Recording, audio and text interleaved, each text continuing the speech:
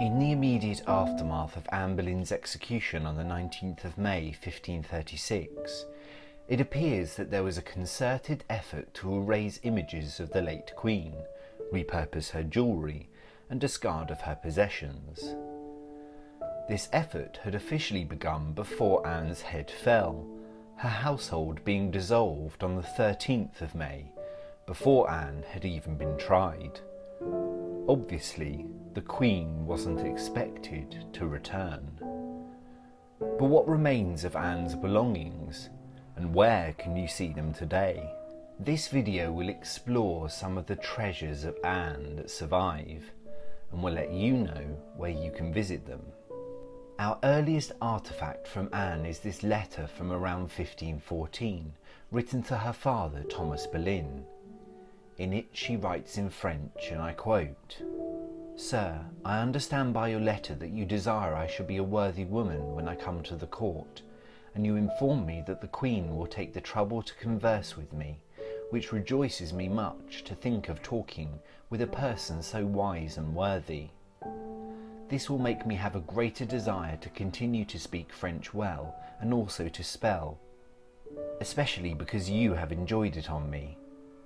Anne is also apologetic at the errors in her text, but simultaneously proud that she has authored the letter herself, and I quote, "Sir, I beg you to excuse me if my letter is badly written, for I assure you that the orthography is of my own understanding alone." This letter also tells us something of Anne's affection for her father when she signs off, and I quote, "I promise you that my love is based on such great strength that it will never grow less.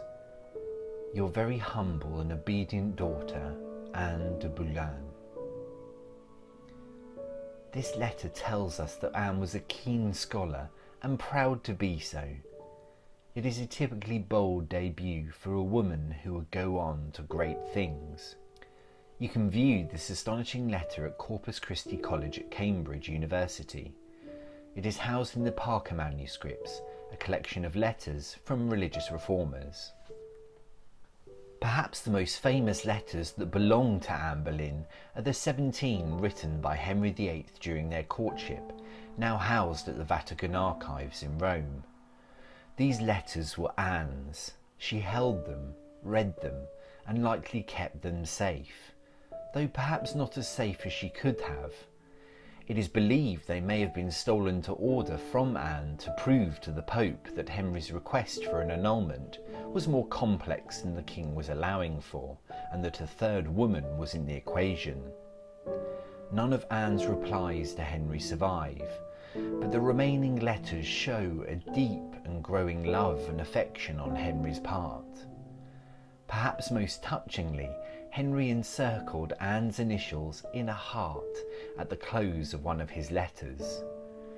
The letters aren't particularly easy to see in the archive. However, brilliant digital copies are available for all to view via the Vatican Archive website. Two items that are much more easily accessible and which are intimately connected to Anne are her books of hours on permanent display at her childhood home of Hever Castle in Kent. The older of the two books was made circa 1410 to 1450 in Bruges, and this later one was made in 1528 in Paris, quite possibly created especially for Anne. In many ways, these remarkable survivals are as close as it is possible to get near Anne today. These books were her treasured possessions, and she has both inscribed and signed them. In the earlier book, she has written "Le temps viendra, je Anne Boleyn," or "The time will come, I Anne Boleyn." In the later one, she has written "Remember me when you do pray, that hope doth lead from day to day, Anne Boleyn." You can see them in the Book of Hours room at Hever, in what was the very heart of her home. Another Book of Hours that Anne has inscribed is held at the British Library. It was created circa 1500, and it played an important part in the courtship between Henry and Anne. Henry has written in this book, and I quote, "If you remember my love and your prayers as strongly as I adore you, I shall hardly be forgotten, for I am yours, Henry R. forever. Henry chose to write these lines beneath an image of the wounded Christ, perhaps likening his love for Anne and his inability to marry her to Christ's afflictions. Anne responded in kind with a clever little couplet, and I quote, "By daily proof you shall me find, to be to you both loving and kind." Anne chose to write her rhyming enticement under an illustration of the Annunciation, when the angel Gabriel visited Mary to tell her she would have a son. Anne here is perhaps promising to give Henry his longed-for male heir. It was perhaps a fateful move. The British Library hold a number of items relating to Anne, such as this stunning version of Anne's crowned white falcon that appears on the patent granted to Anne when Henry elevated her to Marquis of Pembroke in 1532. They also hold Anne's copy of Sermons on the Good Shepherd by Clement Marot, which again is decorated with Anne's falcon and concludes with compliments to King Henry and Queen Anne Boleyn.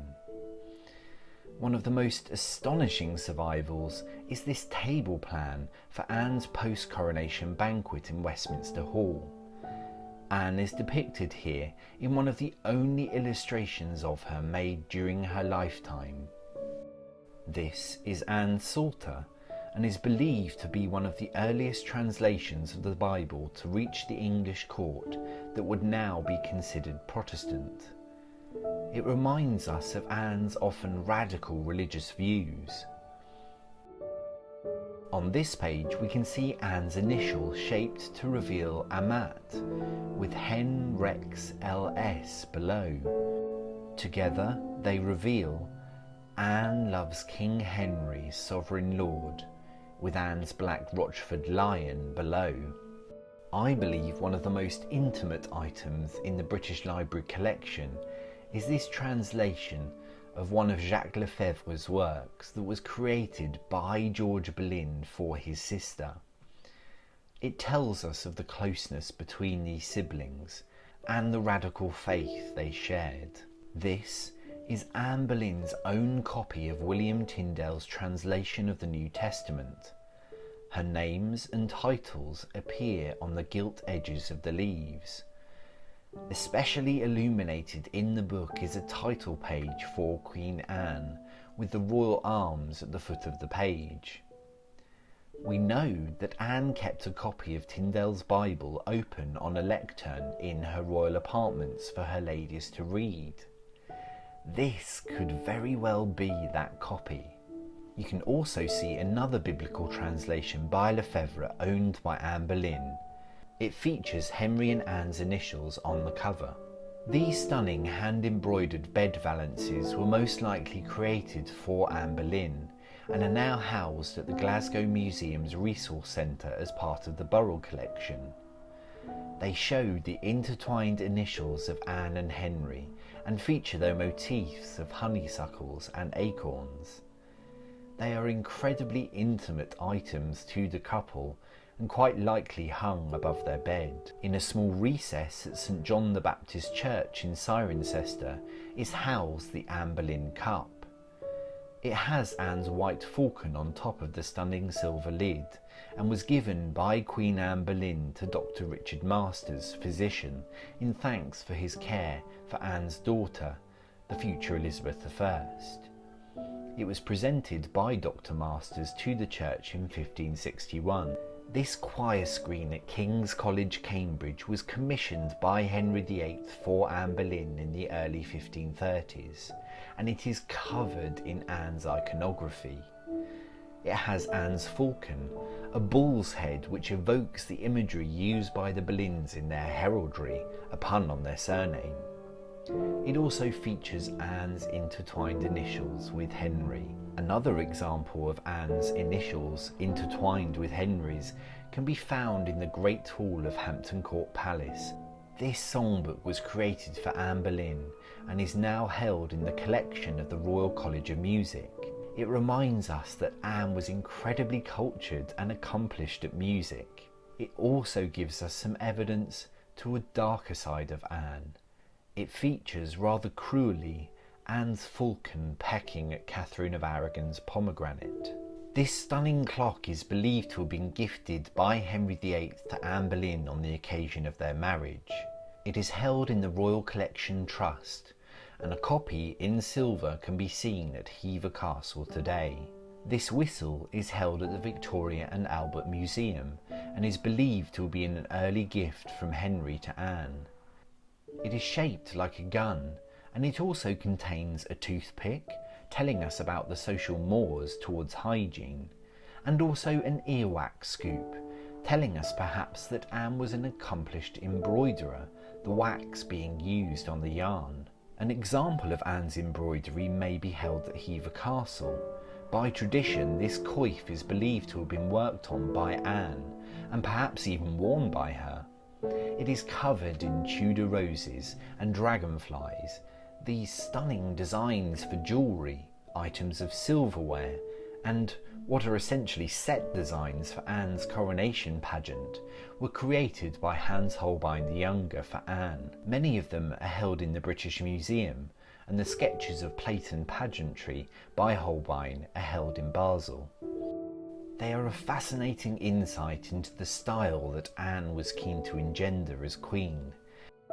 The British Museum also hold this unique medal from 1534, and it is our best likeness of Anne Boleyn from her lifetime. Sadly damaged, it was perhaps created to celebrate the birth of a son that never materialised. I would highly recommend Lucy Churchill's magnificent reconstruction of this damaged medal for a true glimpse of what Anne must have looked like. Although many paintings purporting to be Anne have featured in this video, to our knowledge none of them date from her lifetime. This is the closest likeness that we have. Although Anne's apartments don't survive, you can visit the Tower of London where she stayed both before her coronation and where she was so brutally slaughtered. This is where Anne is buried, and you can visit her grave in the chapel of St. Peter ad Vincula. This engraving of Anne's white falcon is in the Beauchamp Tower, and may well have been carved by one of the men accused with Anne, perhaps even by her brother George. One remaining feature at the tower of Anne are these glorious onion-shaped domes on top of the White Tower turrets that were installed especially for Anne's coronation. Acton Court near Bristol features an entire wing built for Anne Boleyn and Henry during their royal progress of 1535.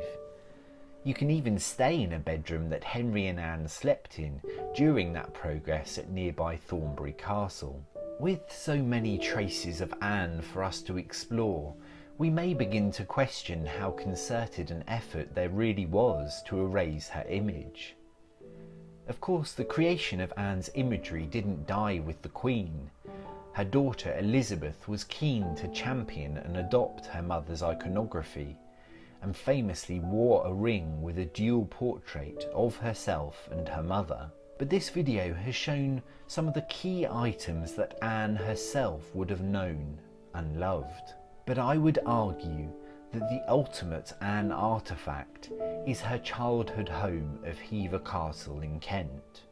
No other existing building can lay claim to those happy years of Anne's life. This is where she came back to again and again during her courtship with Henry, where she recovered from the deadly pandemic of 1528, and where she made that fateful decision to marry Henry. This was Anne's happy place. It was, perhaps, here that she was most happy.